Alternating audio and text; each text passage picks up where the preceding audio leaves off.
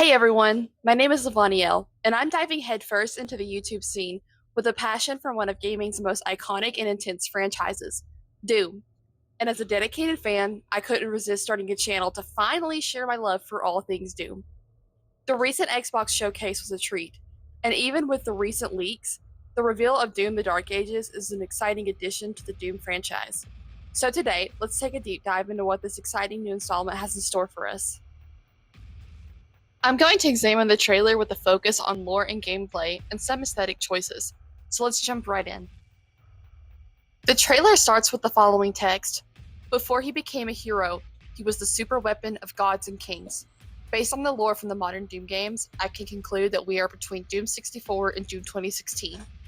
The usage of gods and kings is an interesting word choice, but points us to the direction that we are not on Mars or Earth, but Argent Denor, where the Makers are already well established within the culture of the Argentians and revered as gods.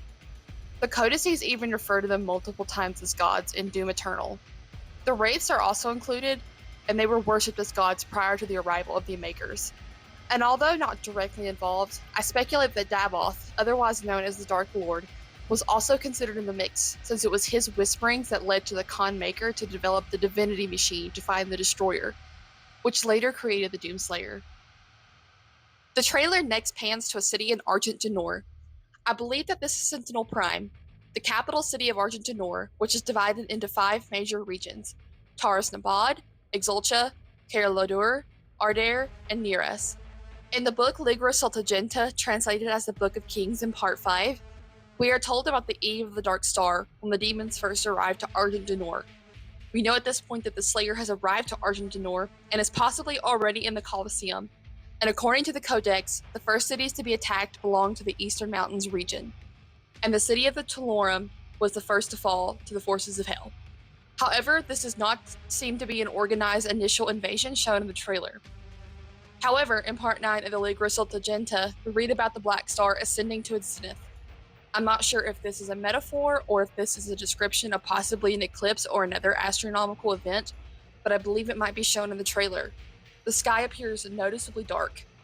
We know at this point there was a great organized invasion force, which is capitalized in the Codex and is known as the Blight, which ascends upon Taurus Nabad along with the Dreadnought, the largest titan within the armies of Hell.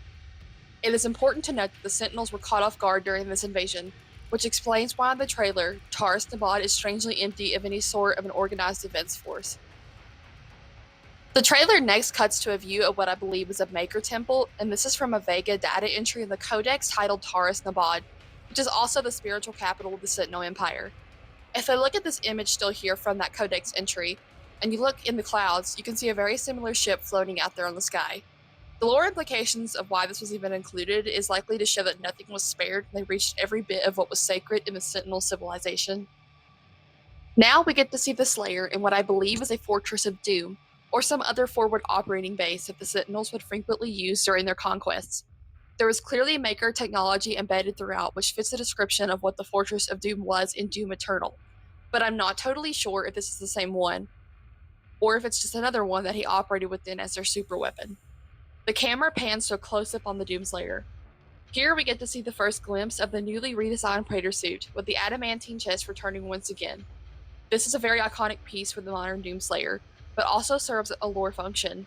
This chest piece can work as an identification piece, as we saw in a cutscene in Exultia in Doom Eternal. And we also see later in the trailer that it serves another interesting purpose. It allows the Slayer to access Sentinel technology. I want to point out that the Praetor suit is not nearly as cohesive as it was in Doom Eternal. I think there is a lore reason for this, as the Slayer had Vega on his Fortress of Doom, helping him design and optimize a new Praetor suit to enhance all of his abilities. The Slayer also had access to a 3D/4D printer in the Fortress of Doom and had earned the knowledge to modify these suits. This allowed him to build the most effective, deadly Praetor suit possible. But here in the Dark Ages, we see that the suit is quite mismatched. There are a lot of heavy, raw, and unfinished metal pieces that overlap. And with my cosplay experience, especially with big armor pieces, I can tell you that this would be a very difficult costume to move in, which I think plays into the part they are trying to tell us that we are now the Abrams tank. We are now finally getting a look at the arsenal that will be featured in the Dark Ages. Of course, the Super Shotgun is returning, although it's got some changes to its aesthetic. Most notably, there are now rabbit ear hammers.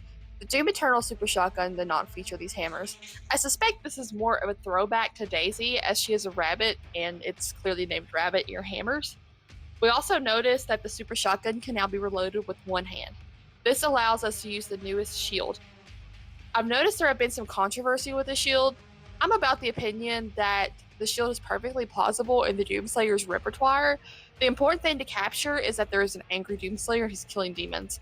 I think that whatever tool he uses is perfectly within his accepted lore, and I don't really see a problem with it myself. Now we're looking at our first glimpse of gameplay. Immediately, I noticed there was a lack of verticality, which made Doom Eternal famous. I don't think this is a bad decision per se. I think this is a reflection of going back to the basics.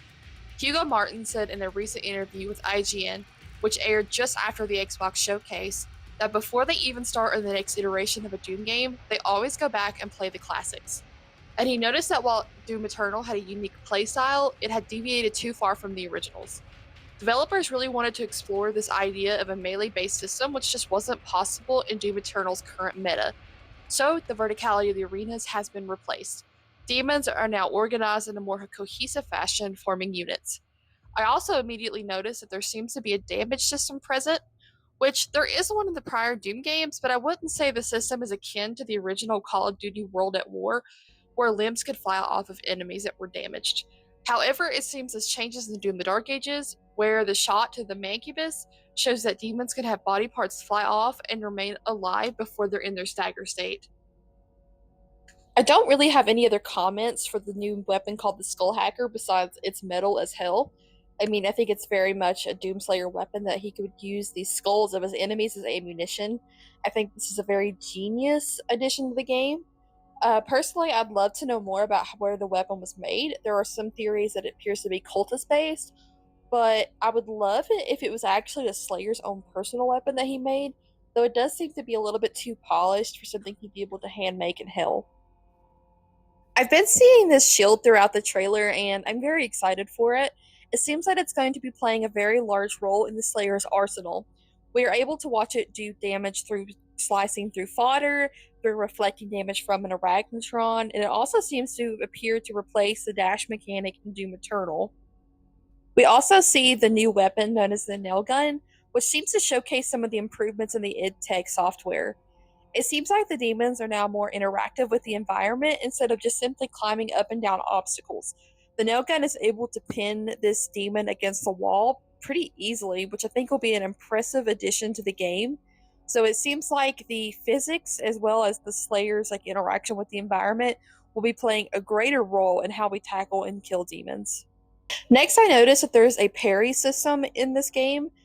With the Hell Knight taking the full Super Shotgun blast, he appears to develop this halo, which reminds me of some of the old medieval portraiture where revered figures would often have these halos painted around their heads. But I do believe this is likely the stagger state animation for this game. There are many complaints with Doom Eternal stagger state being too flashy, and I assume that this is probably a response to that. But lore wise, I think it would make sense it would be as flashy in Doom Eternal because the helmet is a Vega developed instrument and it would also be a lot more improved than what we are seeing here. Next, the Slayer charges into what I believe is an Agadon hunter from the Telos realm, which is just the code name for ancient Earth according to the codices. The reason why I believe this is an Agadon hunter is if we look at images from Cultist base and Doom Hunter base, the Doom Hunters have a stark resemblance with the horn structure, the rib cages, and also some of the scaling on the arms is very similar to this demon we are seeing right here. This leads me to believe that we are officially in the Unholy Crusades, which is where the Codex refers to when the Slayer fought these creatures the most. This clip also demonstrates just how prominent the melee based system is in Doom the Dark Ages, with the Slayer using this really impressive flail and a kick. I'm really excited for this. I think this is really going to change up how we play Doom, and I just cannot be more excited for it. I mentioned earlier that the adamantine armor that the Slayer wears has another function. This right here is the function that I was referring to. It seems to serve as a data or power plug to power the Atlan. It's a very exciting addition, and I cannot wait to play around with these new mechs and fighting large titans on the battlefield. Next, we are shown a Wintherin. The last time we saw these creatures was in Doom Eternal in the Ancient Gods Part 2. The Slayer rides one on the level of the World Spear. I think it's very interesting that they chose to show them here and that we are going to be using them as war beasts. But this one is quite different. The one that we see in the Ancient Gods Part 2 is white and silver, but this one is noticeably darker, with Argent energy wings. I think that this is an indication that these have been corrupted by demonic energy. And there's also a concept art that I found in the wiki by Emerson Tong that shows a demonic Wintherin. I have suspicions that perhaps the priests were already experimenting with some of the native creatures using Hell's energy, and this is just one of the creations the Slayer uses against the demons. To further corroborate my idea that the Wintherin is corrupted, we see here in the last scene that it's blowing fire into a Titan's mouth. In Doom Eternal, the Sentinel-born Wintherins have blue fire, but this one is noticeably red. And that's a wrap up for the analysis of this trailer. I'm excited to see this in 2025, but I expect we're going to get a lot more information from QuakeCon, which I will be attending this year.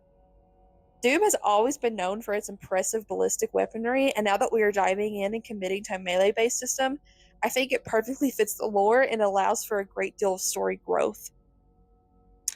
It is my opinion that I believe the game, based on an interview from Hugo Martin after the Xbox showcase, will go through the Slayer's testament and will end with us defeating the Lords of Hell and the Slayer being locked away into the cursed sarcophagus in the Catting Gear Sanctum. Anyways, that's all I have for this video. I'm new to the YouTube scene, so I know that I have a lot to work on, but I would really appreciate some constructive criticism. I love to discuss lore, but I prefer to do that on the official Doom Discord. Trust me, I'm really not hard to find, and you're welcome to at me at any point. Anyways, thank you so much. Until next time, Karantuk.